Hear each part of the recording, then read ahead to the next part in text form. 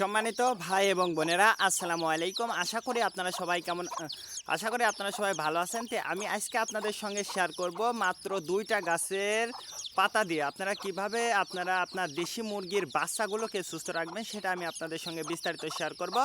অবশ্যই আপনারা ভিডিওটা না টেনে শেষ পর্যন্ত দেখবেন। সর্বপ্রথম আপনারা জানেন যে আমরা যে দেশি মুরগির যে বাচ্চাগুলোকে যে খাবারটা দিই, সেটা কিন্তু এই যে ব্রয়লার মুরগির ফিড, এটা হচ্ছে 0 ফিড। এই 0 ফিডটা কিন্তু আমি আমার দেশি মুরগির বাচ্চাগুলোকে কিন্তু খেতে দিয়ে থাকি।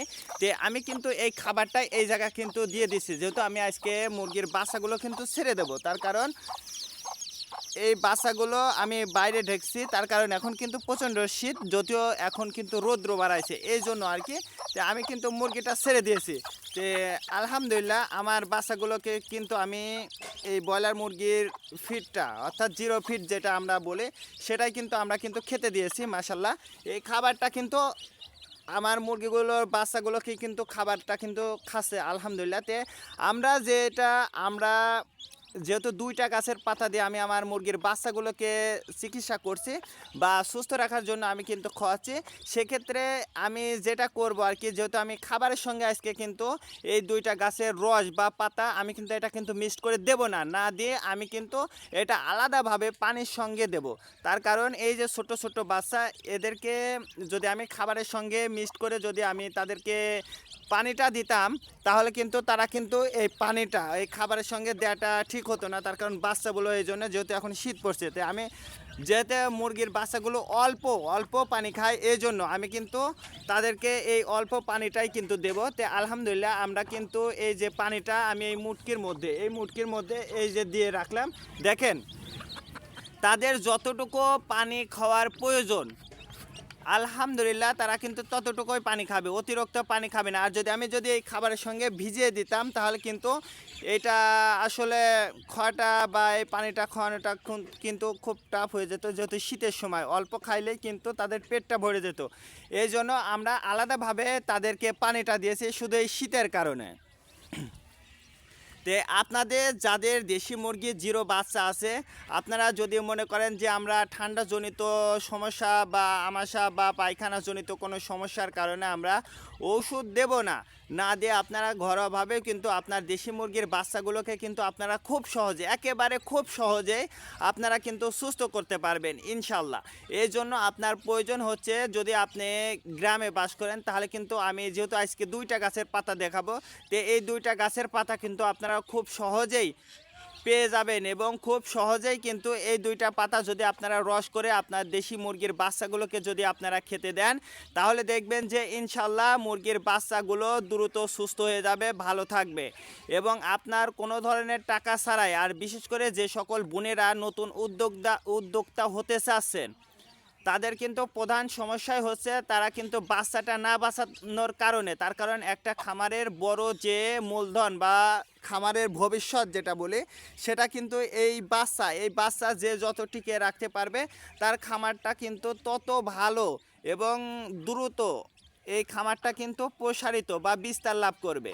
তে চলুন আমরা এখন আপনাদেরকে দেখাবো যে আমরা কোন গাছের পাতা দিয়ে আমি আমার মুরগির বাচ্চাগুলোকে আজকে আমি খেতে দিয়েছি বা রস করে খেতে দিয়েছি, সেটা আমি আপনাদের সঙ্গে শেয়ার করব।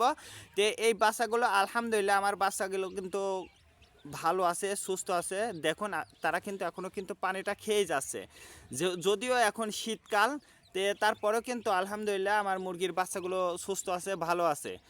চলো এখন আমি আপনাদেরকে দেখাবো কোন 2টা গাছের পাতা। আলহামদুলিল্লাহ আমাদের যে ছোট বাগানটা, যেটা আমি বাগানটা করেছি, দেখুন এইটাই হচ্ছে সর্বোচ্চ বড় টমেটোগুলো।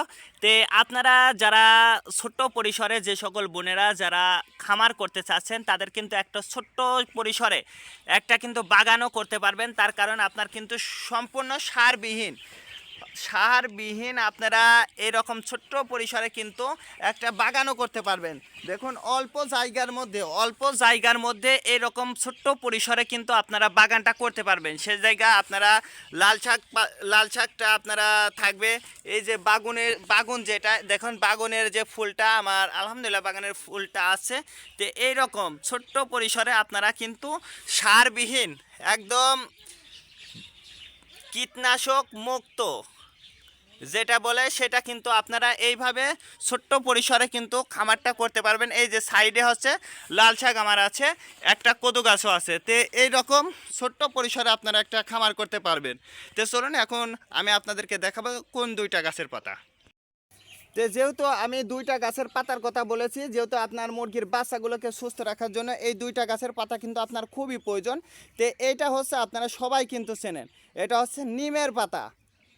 নিমের পাতা কিন্তু আপনারা সবাই চেনেন। এই নিমের পাতাটা কিন্তু আপনারা আপনার মুরগির বাচ্চাগুলোকে কিন্তু বেটে রস করে তারপরে আপনারা খেতে দেবেন।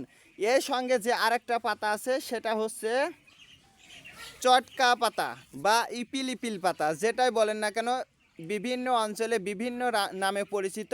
এই জন্য অবশ্যই আপনারা যে নামে পরিচিত হোক না কেন আমি এটার নাম বলছি ইপিল ইপিল বা চটকা, যেটা যে নামে যে অঞ্চলে যে নামে ডাকে সেই নামে আপনারা খুঁজে বের করবেন। এই গাছটা কিন্তু খুব একটা বড় হয় না, যদিও এই নিম পাতাটা কিন্তু আপনারা সবাই চেনেন। তো এই দুইটা গাছের পাতা, অনলি মাত্র দুইটা গাছের পাতা দিয়েই কিন্তু আপনারা আপনার মুরগির বাচ্চাগুলোকে কিন্তু সুস্থ রাখতে পারবেন। আজকে এই পর্যন্ত, ভালো থাকবেন, আল্লাহ হাফেজ।